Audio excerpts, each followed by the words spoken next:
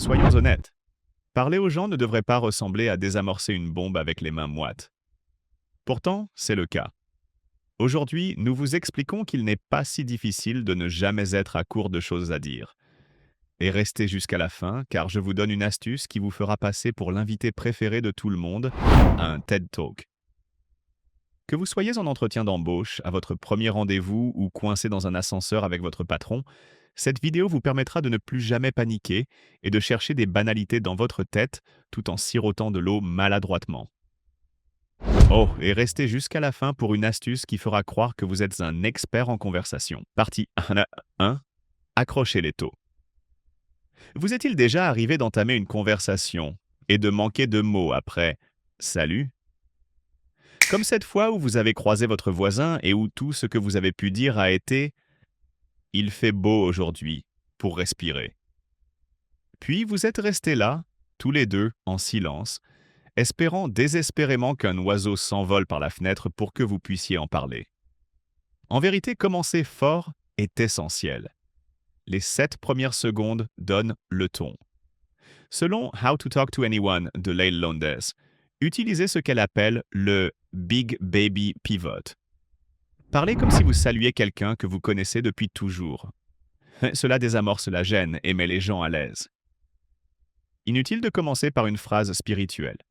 Apportez simplement de la chaleur, de la curiosité, et faites comme si vous étiez déjà en pleine conversation.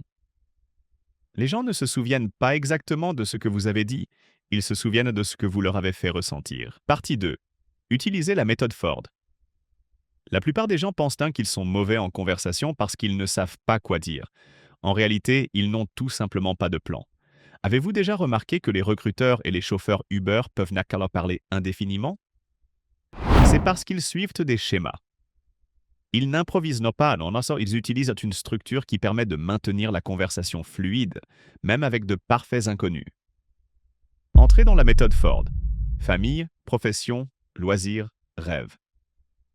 Ces 4 catégories peuvent mener à presque toutes les conversations. Posez des questions sur leurs frères et sœurs, sur ce qu'ils font, sur leurs loisirs ou sur leurs projets. C'est comme avoir 4 générateurs de secours au cas où un sujet s'arrêterait. Et le meilleur dans tout ça? Les gens adorent parler d'eux-mêmes. Une fois que vous avez trouvé la bonne catégorie, ils prennent le relais. Ford est moins un scénario qu'une boussole.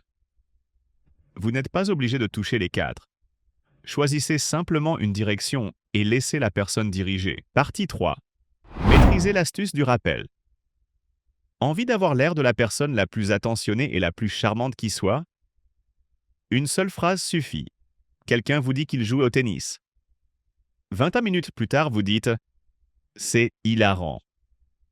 Je parie que même vos talents de tennisman ne peuvent pas arranger ça. Boum! Rappel. L'humour de rappel où les références montrent que vous étiez à l'écoute. C'est tiré directement de comment se faire des amis et influencer les gens. Se souvenir de petits détails sur les gens et les mentionner leur donne le sentiment d'être important et reconnu. Utilisez les rappels dans vos blagues, vos conseils, ou même simplement pour faire preuve d'empathie. Un boost de charisme instantané. Partie 4. Appréciez le pouvoir du silence. Voici une étrange vérité. Les grands causeurs parlent moins qu'on ne le pense. Avez-vous déjà rencontré quelqu'un qui marque une pause avant de parler, établit un contact visuel puis dit quelque chose de simple, mais qui fait mouche? Comme s'il venait de lâcher une vérité, même s'il n'avait prononcé que 8 mots? Cette pause vous a fait retenir chaque syllabe. Selon le mythe du charisme d'Olivia Fox Cabane, faire une pause et utiliser le silence est un signe de confiance. Cela montre que vous êtes à l'aise avec vous-même, et cela met les autres à l'aise avec vous. Vous n'avez pas besoin de remplir chaque seconde de son. Laissez parler votre interlocuteur. Posez des questions ouvertes, puis détendez-vous. Laissez le silence faire le travail. Les gens aiment parler lorsqu'ils ont le sentiment d'être écoutés sincèrement. Votre rôle n'est pas d'impressionner avec des mots, mais avec votre présence. Écoutez avec curiosité, non pas dans le but de répondre, mais de comprendre. Si vous maîtrisez le silence, vous constaterez que vos mots comptent davantage lorsque vous parlerez enfin. Partie 5. Histoire. Faits. Les faits parlent, mais les histoires vendent. Et oui, cela s'applique aussi aux conversations, même les plus informelles. Vous pouvez dire «J'adore voyager» et obtenir un hochement de tête poli. Ou vous pouvez dire «Une fois, je me suis retrouvé coincé dans un bateau en Croatie parce que j'avais mal lu un horaire de ferry en croate et j'ai fini par dormir sur le pont avec une chèvre». L'un est générique, l'autre est inoubliable. Les gens sont programmés pour se souvenir des histoires, pas des statistiques. C'est ainsi que nous transmettons le savoir depuis l'époque des cavernes, par des contes au coin du feu, pas par des diapositives PowerPoint. Nul besoin d'une vie mémorable pour avoir de bonnes histoires. Apprenez simplement à remarquer les détails étranges, humains et spécifiques. Remplacez les phrases génériques comme «Ma semaine a été mouvementée» par «J'ai passé 1 heure à chercher mes lunettes et elles étaient sur ma tête». La précision est magnétique. Entraînez-vous à transformer votre quotidien en micro-histoire et les gens s'accrocheront à vos mots comme à un dialogue Netflix. Partie 6. Le tour de magie du miroir. Envie d'établir une relation immédiate? Vous pouvez le faire sans rien dire de nouveau.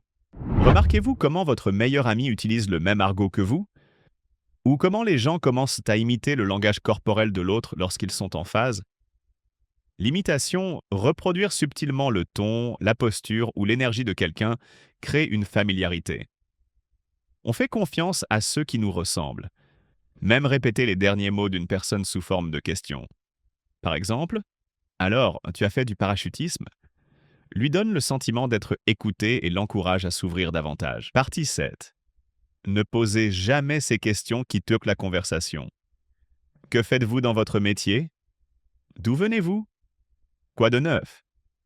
Ces questions sont des manières polies de dire «Je ne sais pas quoi dire». Vous demandez «Que faites-vous dans votre métier?» et on vous répond «Comptabilité». Silence. Vous hochez la tête. Vous sirotez tous les deux vos boissons en faisant semblant de ne pas être gêné. Posez de meilleures questions. Au lieu de «Que faites-vous dans votre métier?» demandez «Qu'est-ce qui vous a poussé à choisir ce secteur?» Au lieu de «D'où venez-vous?» demandez «Comment c'était d'y grandir?» La profondeur l'emporte sur la simplicité. Partie 8. Votre conseil bonus. La méthode de la banque de mémoire. Voici donc la partie promise. L'astuce qui vous rendra intéressant sans effort. Avez-vous déjà rencontré quelqu'un qui semble toujours avoir une anecdote géniale ou une référence amusante? Il n'a pas que de la chance. Il a un système. Constituez-vous une banque de mémoire. Chaque fois qu'il vous arrive quelque chose d'étrange, de drôle ou de cool, enregistrez-le mentalement comme aliment de conversation. Encore mieux, notez-le quelque part. Plus vous collecterez de contenu, moins vous paniquerez en silence. Vous ne serez jamais à court de choses à dire, car la vie vous a donné plus de matière que vous ne le pensez. Bon, je vais faire une pause et essayer de ne pas trop analyser toutes les conversations que j'ai eues. En attendant, regardez cette vidéo. C'est l'évolution sociale dont votre moi de collégien maladroit a toujours rêvé.